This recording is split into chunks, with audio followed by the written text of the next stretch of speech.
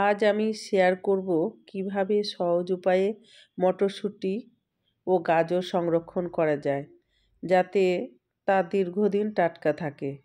যারা সারা বছর এ সবজি ব্যবহার করতে চান তাদের জন্য এটি খুবই কাজে আসবে। চলুন দেখে নিই সম্পূর্ণ প্রক্রিয়াটি। এই যে একটা পাত্রে আমি আগে থেকে বরফ জমিয়ে রেখেছিলাম, সেটা আমি একটা গামলাতে বের করে নিয়েছি। আর এই যে কড়াইতে জল গরম অবস্থায় 1 চামচ খাওয়ার সোডা বেকিং সোডা আর 1 চামচ চিনিটা দিয়েছি যাতে মটরশুঁটি কালারগুলো ঠিক থাকে। মটরশুঁটি এবার আমি ফুটন্ত জলের মধ্যে দিয়ে দিলাম। বুঝতে পারা যাবে যখন মটরশুঁটিগুলো সম্পূর্ণ ভেসে উঠবে, তখন এক এক করে আমি ছেঁকে এই বরফ জলে দিয়ে দিচ্ছি যাতে কি সেদ্ধ হওয়া যেটা প্রক্রিয়া বরফটার সেটা স্টপ হয়ে যায়, সেই জন্য যাতে আর কোনো সেদ্ধ প্রক্রিয়াটা না হয় তার জন্য এরকম ঠান্ডা জলে আমি সমস্ত মটরশুঁটি ভেসে যাওয়া মটরশুঁটিগুলো উঠিয়ে দিয়ে দিচ্ছি বরফ জলেতে। ঠান্ডা জলেও দিতে পারো। দেওয়ার পর প্রায় 1 মিনিটের মতো রেখে এভাবে ঝুড়িতে আমি উঠিয়ে নিলাম। তারপরে এরকম একটা তোয়ালেতে, সুতি তোয়ালেতে ফ্যানের কাছে আমি বিছিয়ে শুকতে দিয়ে দিলাম মটরশুঁটিগুলো হাত দিয়ে নাড়াচাড়া করে। আর একটা সুতি কাপড় নিয়ে এইভাবে হাত দিয়ে চেপে চেপে সমস্ত জলগুলোকে হালকা হাতে মুছে নিচ্ছি। ফ্যানটা চালিয়ে দিয়েছি। এরপরে আমি গাজরটা করব সেম প্রসেসে। একটু খাওয়ার সোডা, সামান্য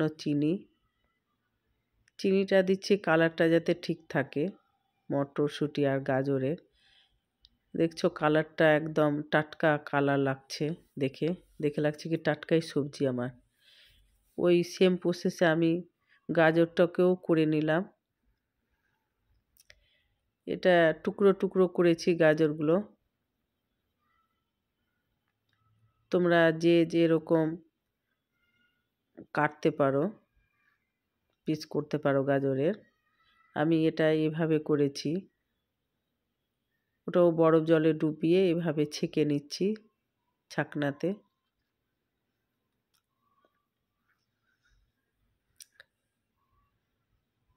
আর এক রকম কেটেছি গাজর।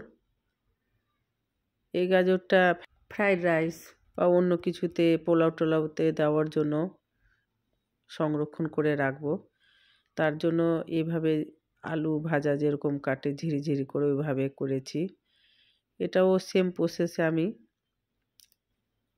গরম জলে সেদ্ধ করে কিছুক্ষণ প্রায় 30 সেকেন্ডের মতন রেখে উঠিয়ে নিচ্ছি ছাকনাতে। এটাও হয়ে গেছে আমার।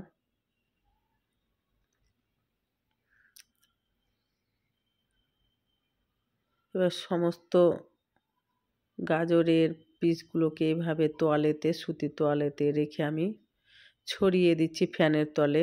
ফ্যানটা আমি আগে থেকে ছেড়ে রেখেছি যাতে কি জলগুলো শুকিয়ে যায়, একটুও গায়ে জল না লেগে থাকে। জল লেগে থাকলে কি হবে, বরফ জমে যাবে, একটার সঙ্গে একটা পিসগুলো লেগে যাবে গায়ে।